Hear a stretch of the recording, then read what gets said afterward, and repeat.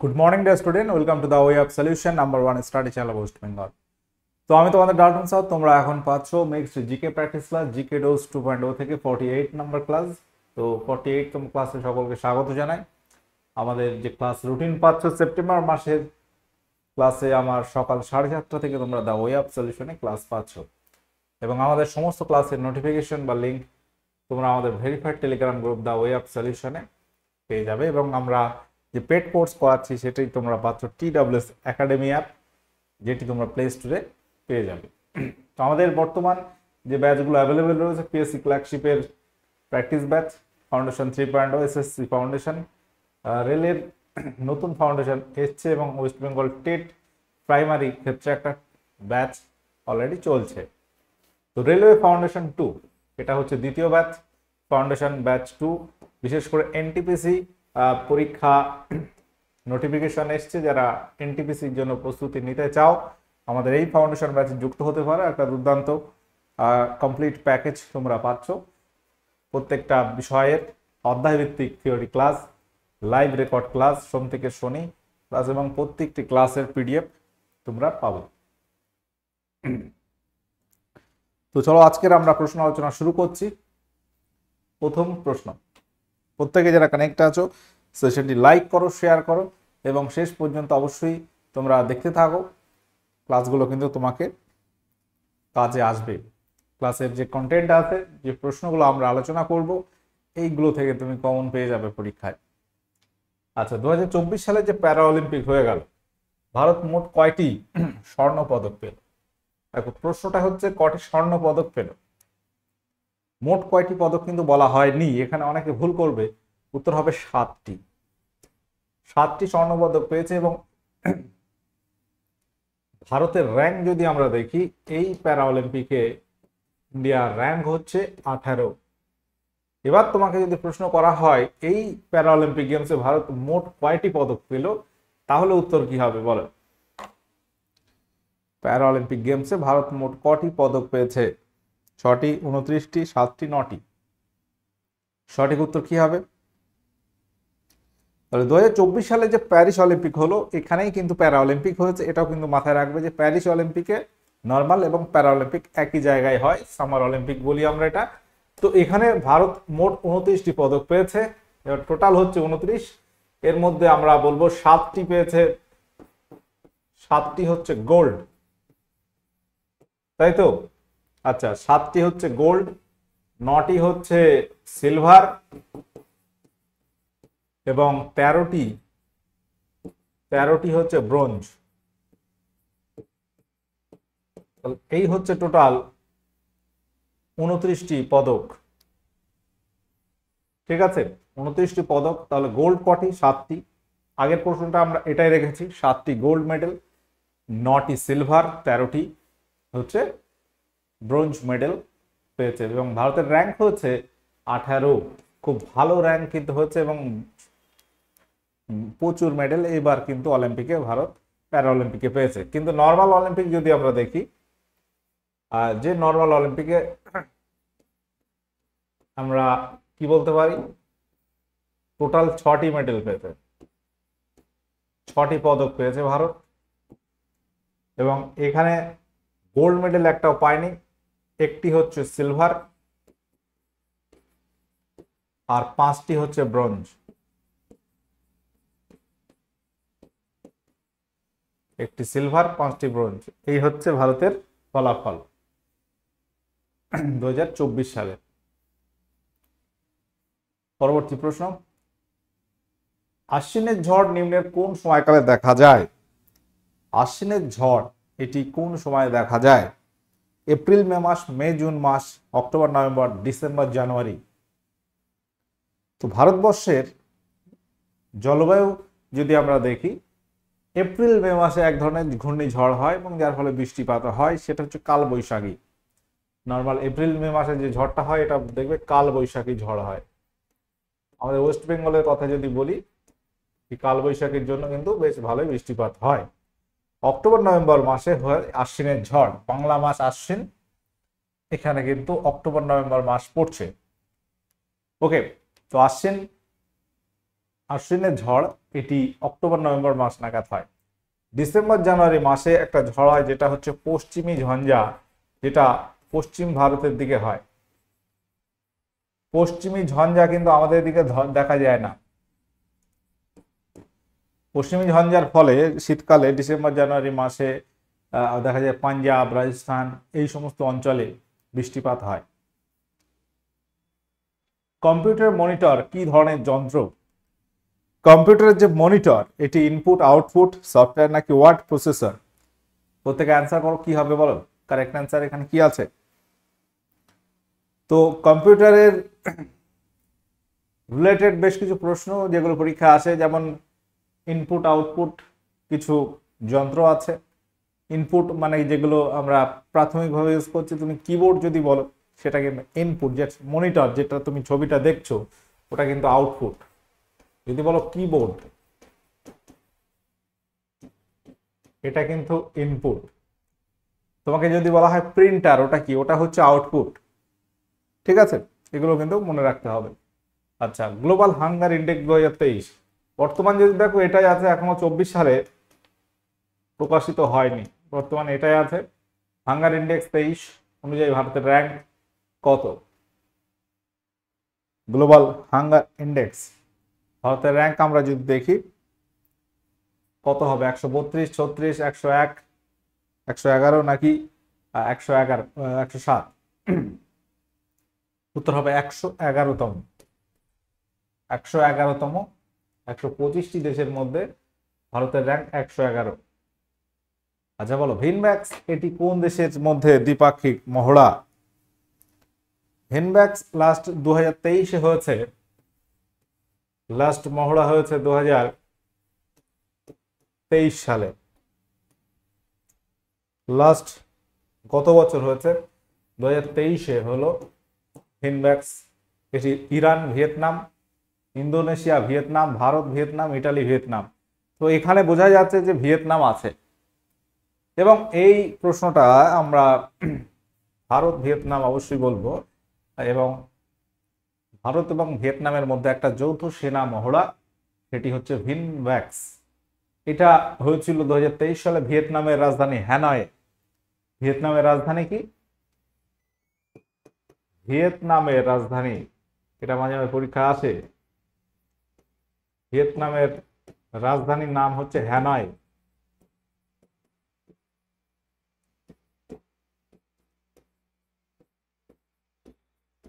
এখানে কিন্তু হয়েছিল গত বছর। 2026 সালের টি-20 ক্রিকেট বিশ্বকাপ আয়োজক দেশ কোনটি? তো এই যে টি-20 বিশ্বকাপ রিলেটেড কোশ্চেন কিন্তু পরীক্ষা আসতে পারে, এবং কোন দেশ কবে আয়োজন করবে সেটা আমরা তোমাদের একটা লিস্ট কিছুদিন আগে কিন্তু দিয়েছি। ওকে, তো এখানে উত্তর হবে ভারত এবং শ্রীলঙ্কা 2026-এ। লাস্ট হয়ে গেল ওয়েস্ট ইন্ডিজ আমেরিকা 2024 সালে, অর্থাৎ এই বছর। নিম্নের কোনটিতে ভারতকে ধর্মনিরপেক্ষ দেশ বলে বর্ণনা করা হয়েছে? ভারতের মৌলিক অধিকারে সংবিধানের কোন অংশে আর কি বলা হচ্ছে? এটা নবম তফসিল নির্দেশমূলক নীতি নাকি সংবিধানের প্রস্তাবনায়? ভারত একটি ধর্মনিরপেক্ষ বা সেকুলার কান্ট্রি, এটি সংবিধানের কোন জায়গায় বলা হয়েছে বলো? এবং এই ধর্মনিরপেক্ষ শব্দটি কোন সময় ভারতের সংবিধানে যুক্ত হয় বলতে পারবে?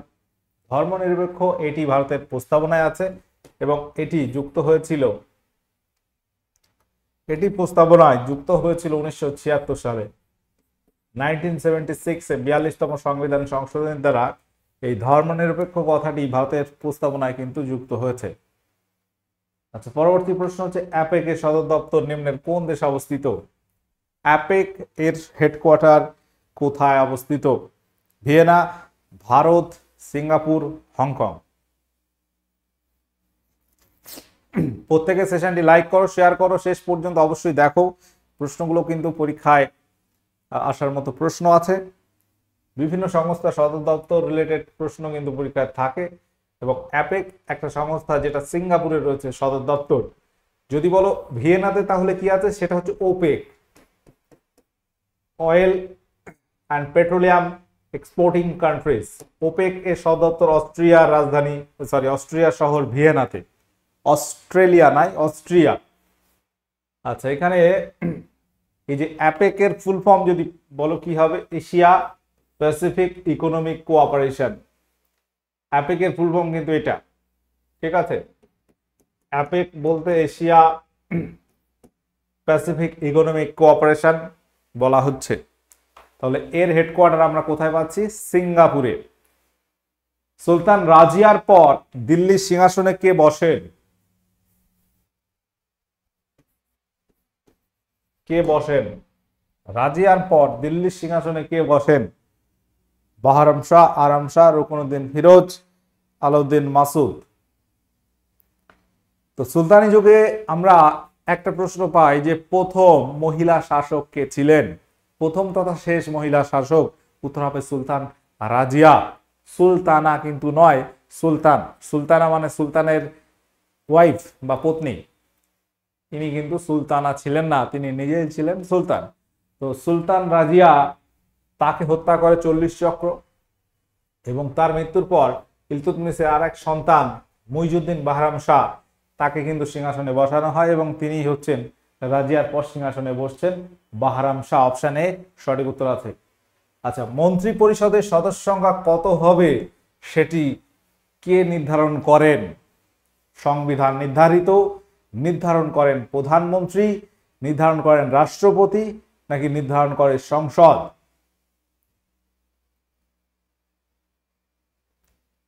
মন্ত্রী পরিষদের সদস্য সংখ্যা কত হবে সেটি নির্ধারণ কে করেন?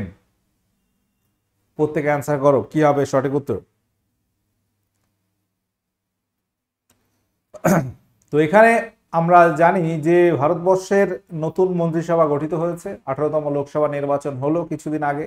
কোন মন্ত্রী কোন পদে আছেন, কে কোন বিষয়ে মন্ত্রী আছেন সেটা কিন্তু পরীক্ষা আসতে পারে। যেমন অর্থমন্ত্রী যিনি ছিলেন তিনি আছেন নির্মলা সীতারামন, প্রতিরক্ষা মন্ত্রী রাজনাথ সিং, হোম মিনিস্টার অমিত শাহ। তো এই ধরনের প্রশ্ন পরীক্ষায় আসে, এবং এই যে কজন হবে এটা প্রধানমন্ত্রী নির্ধারণ করেন। অপশন বি এখানে সঠিক উত্তর হয়ে যাবে। বলো, বাংলার স্বাধীন নবাবের প্রতিষ্ঠা কে করেন? বাংলার স্বাধীন নবাবের প্রতিষ্ঠা কে করেন? আলীবর্দী খাঁ, মুর্শিদ কুলি খাঁ, সিরাজউদ্দৌলা, মীর কাসেম। বাংলার স্বাধীন নবাব, আমরা জানি যে বাংলার স্বাধীন নবাব যার প্রতিষ্ঠাতা ছিলেন মুর্শিদ কুলি খাঁ, যিনি মুর্শিদাবাদ শহরের নির্মাতা বা নামকরণ তিনি করেছিলেন। বাংলার রাজধানী ঢাকা থেকে মুর্শিদাবাদে নিয়ে আসেন, তো তার নামে কিন্তু মুর্শিদাবাদ নামকরণ হয়। এই মুর্শিদ কুলি খাঁ সম্রাট ঔরঙ্গজেবের সময় কিন্তু বাংলার জাগিরদার বা বাংলার দায়িত্বে ছিলেন আর কি। তো মুর্শিদ কুলি খাঁ হচ্ছে প্রথম স্বাধীন নবাব। তাহলে বাংলার স্বাধীন নবাবের প্রতিষ্ঠা বা প্রথম স্বাধীন নবাব। যদি তোমাকে প্রশ্ন করা হয় যে বাংলার শেষ স্বাধীন নবাব কে ছিল, বাংলার শেষ স্বাধীন নবাব কে ছিলেন? বলো, বাংলার শেষ স্বাধীন নবাব কে ছিলেন? বলতে পারবে? উত্তর কি হবে? উত্তর হবে সিরাজউদ্দৌলা। প্রত্যেকের তোমাদের মনে রাখতে হবে এই উত্তরটা, সিরাজউদ্দৌলা। আমরা জানি যে বাংলার শেষ নবাব তিনি ছিলেন সিরাজউদ্দৌলা। তো সিরাজউদ্দৌলা তিনি পলাশির যুদ্ধে ইংরেজদের কাছে হেরে যাচ্ছেন, এবং তারপরেই কিন্তু বাংলার স্বাধীনতা থাকছে না, ইংরেজরা তারা ক্ষমতা দখল শুরু করছে এবার। তাহলে এখানে উত্তর হবে অপশন বি, মুর্শিদ কুলি খাঁ স্বাধীন নবাবের প্রতিষ্ঠাতা, এবং শেষ নবাব বললে সিরাজউদ্দৌলা এখানে হয়ে যাবে উত্তর। আচ্ছা, ধনাত্মক আধানে আহিত একটি পরিবাহীকে যদি ভূ সংলগ্ন করা হয় তাহলে কি ঘটবে? প্রত্যেকে অ্যান্সার করো, চিন্তা করে অ্যান্সার করো। ধনাত্মক আধানে আহিত একটি পরিবাহী, ধরো অ্যালুমিনিয়াম, একটা ভালো পরিবাহী অ্যালুমিনিয়াম 3+, এরকম ধরো আছে, তাহলে পরিবাহী থেকে ভূপৃষ্ঠে ইলেকট্রন প্রবাহিত হবে, পরিবাহী থেকে ভূপৃষ্ঠে প্রোটন প্রবাহিত হবে, ভূপৃষ্ঠ থেকে পরিবাহিত ইলেকট্রন প্রবাহিত হবে, ভূপৃষ্ঠ থেকে পরিবাহিত প্রোটন প্রবাহিত হবে। তো এখানে একটা জিনিস খেয়াল করতে হবে যে প্রোটন প্রবাহিত কখনো হবে না। অপশন বি এবং ডি আমরা প্রথমেই আউট করে দিলাম। এখন প্রশ্ন হচ্ছে ধনাত্মক আধান, মানে ধরো অ্যালুমিনিয়াম 3+, তাহলে এই যে পরমাণুটা আছে 3+ মানে কি, তিনটে অ্যাড করতে হবে ইলেকট্রন, এখানে তিনটি ঘাটতি আছে, মানে অ্যালুমিনিয়াম পরমাণুর মধ্যে প্রোটন তো চেঞ্জ হবে না, প্রোটন 13টা আছে কিন্তু ইলেকট্রন 3+, মানে ইলেকট্রন তিনটি কম আছে। 3+ মানে কম আছে, ইলেকট্রন কম আছে, ঠিক আছে। কারণ কি, কারণ এখানে পজিটিভ চার্জ হয়ে গেছে, মানে প্রোটন রয়েছে 13টা, প্রোটন 13টা আর ইলেকট্রন রয়েছে 10টা, তাহলে 10টা আছে বলেই পজিটিভ 3 হয়ে গেছে চার্জ, তাহলে ইলেকট্রনের ঘাটতি আছে, তাহলে ভূপৃষ্ঠ থেকে পরিবাহিত ইলেকট্রন প্রবাহিত হবে। উত্তরটা কি হবে, দেখো ভূপৃষ্ঠ এখানে আমরা জানি প্রত্যেক বাড়িতে দেখবো 8-3 করা আছে, একটা তার মাটির সঙ্গে দেখবে মিটারের সঙ্গে কানেকশন থাকে, অর্থাৎ অতিরিক্ত বিদ্যুৎ যদি চলে আসে কোনো কারণে, সেটা ওই তার দিয়ে দিয়ে মানে পৃথিবীর মানে কি পৃথিবীর সঙ্গে মিশে যাচ্ছে, ভূপৃষ্ঠের সঙ্গে ওই বিদ্যুৎটা চলে যাচ্ছে, এরকম একটা ব্যাপার। তাহলে এই আধান আর আধান থাকবে না, তখন ইলেকট্রন প্রবাহিত হয়ে ব্যালেন্স হয়ে যাবে, অর্থাৎ ভূপৃষ্ঠ থেকে পরিবাহিতে ইলেকট্রন প্রবাহিত হবে। এই জায়গাটা খেয়াল রাখতে হবে। এই যে 3+ মানে কিন্তু পজিটিভ আধান আছে, মানে ইলেকট্রন শর্ট আছে, কটা শর্ট আছে, 3টে ইলেকট্রন শর্ট আছে, তাহলে 3টে ইলেকট্রন এখানে প্রবেশ করবে এই ক্ষেত্রে আর কি। মহাত্মা গান্ধী কবে কাইজার ই হিন্দ উপাধি ত্যাগ করেন? তো মহাত্মা গান্ধীকে প্রথম বিশ্বযুদ্ধের পর গান্ধীজিকে মানে কাইজার ই হিন্দ উপাধি দিয়েছিল। প্রথম বিশ্বযুদ্ধ চলাকালীন ইংরেজদের সহযোগিতা করেন তিনি ভারতীয় সেনা দিয়ে, ইংরেজরা প্রতিশ্রুতি একরকম দিয়েছিলেন কিন্তু প্রতিশ্রুতি পরে ভঙ্গ করেন ইংরেজরা। তো এই তারপর আমরা দেখব যে জালিয়ানওয়ালাবাগ হত্যাকাণ্ড হয়, সেই সময় তিনি নাইটহুড উপাধি ত্যাগ করেন, যেমন রবীন্দ্রনাথ ঠাকুর নাইট উপাধি ত্যাগ করেছিলেন, সেই উপাধি মহাত্মা গান্ধীকেও দেওয়া হয়েছিল, তিনি ত্যাগ করেন। এটা 1920 সালে হবে, অসহযোগ আন্দোলনের সময় তিনি এই কাইজার ই হিন্দ উপাধি ত্যাগ করেছিলেন। আচ্ছা, পরবর্তী প্রশ্ন হচ্ছে সাদা হাতির দেশ বলা হয় কোন দেশকে? সাদা হাতির দেশ বলা হয়, সহজ প্রশ্ন এবং পরীক্ষায় আসে এই ধরনের প্রশ্ন। কানাডা, থাইল্যান্ড, বেলজিয়াম নাকি কিউবা? উত্তর এখানে কি হবে বলো? সাদা হাতির দেশ বলা হয় থাইল্যান্ডকে, বেলজিয়ামকে বলা হয় ইউরোপের ককপিট, ইউরোপের ককপিট। কানাডাকে বলা হয় লিলি ফুলের দেশ,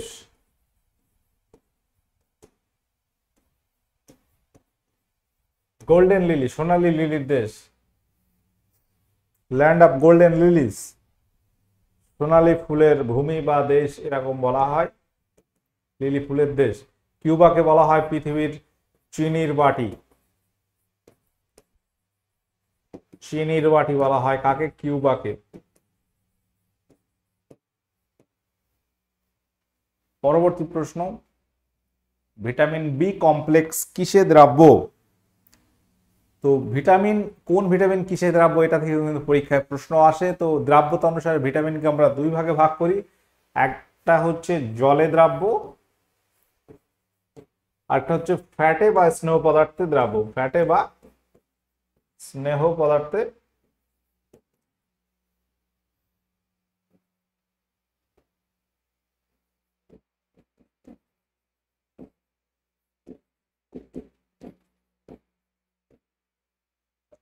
তো জলে দ্রাব্য ভিটামিন হচ্ছে vitamin B, vitamin B complex, vitamin C, vitamin P বা সাইট্রিন, এই ভিটামিনগুলো, ঠিক আছে।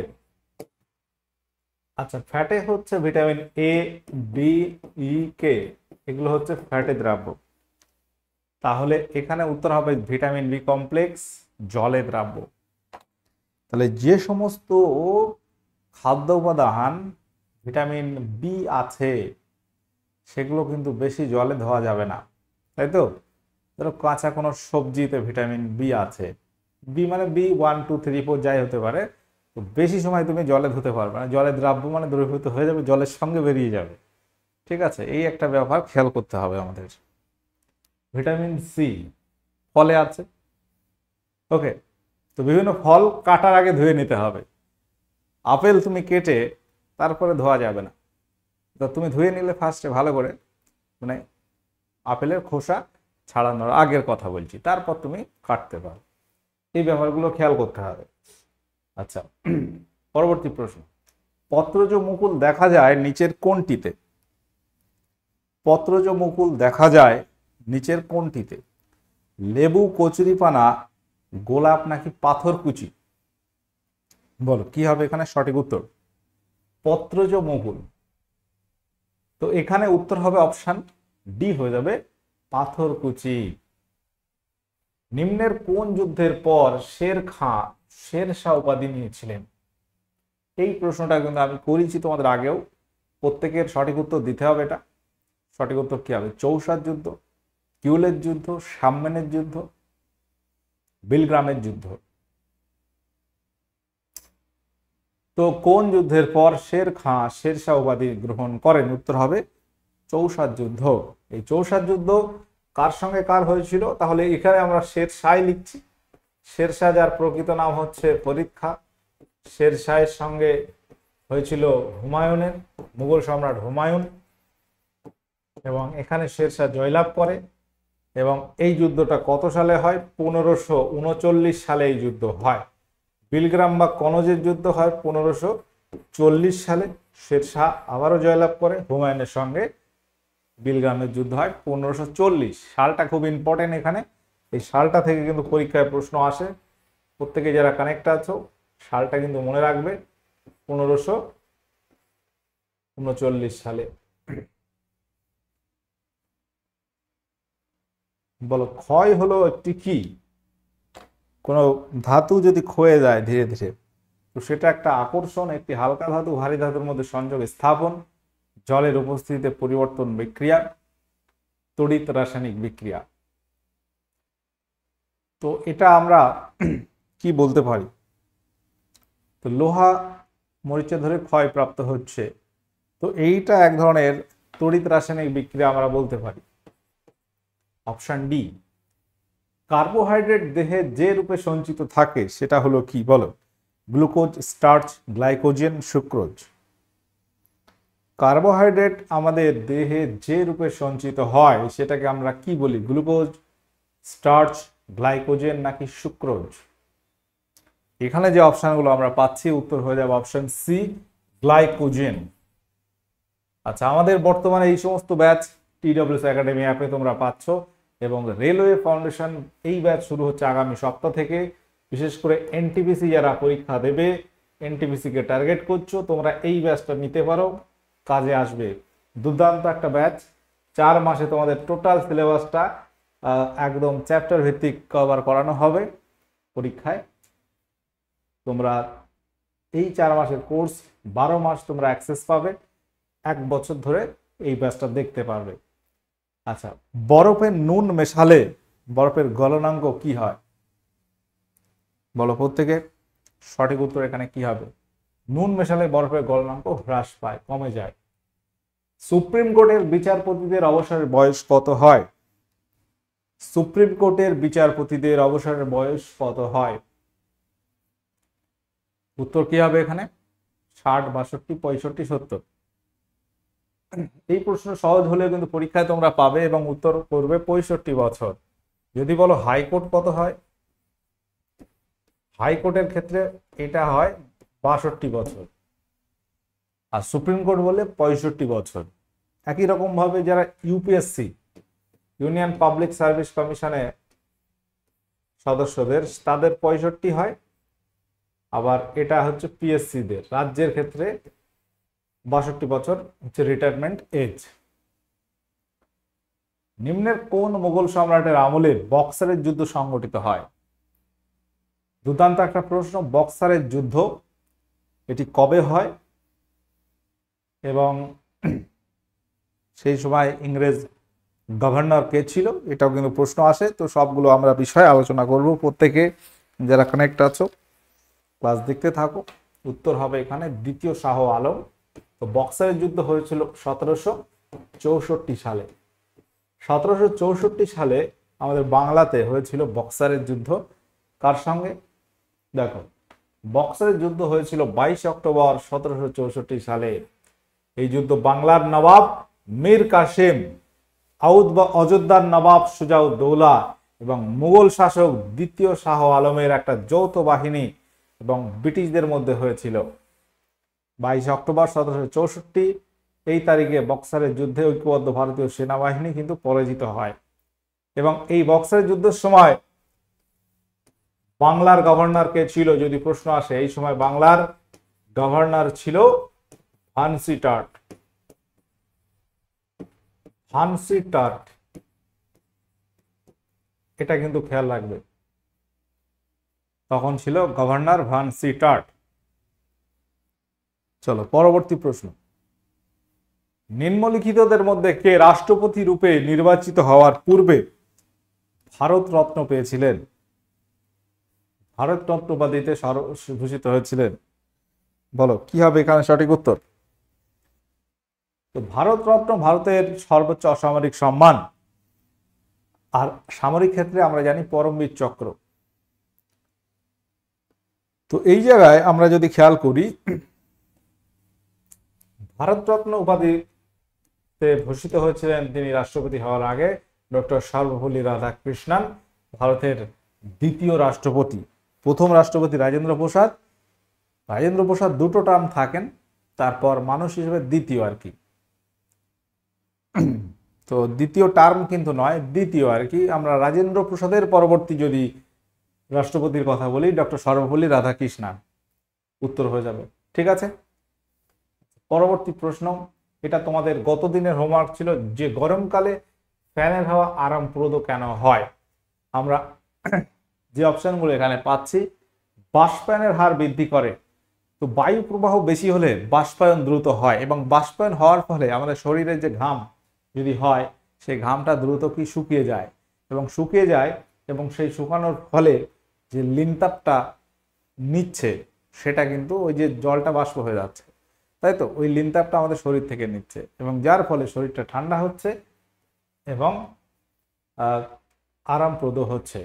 অপশন সি এখানে সঠিক উত্তর হবে। আচ্ছা, নিয়াসিন ভিটামিনের অভাবে যে রোগ হয় সেটি হলো কি? এটা আজকের ক্লাসে তোমাদের হোমওয়ার্ক থাকলো।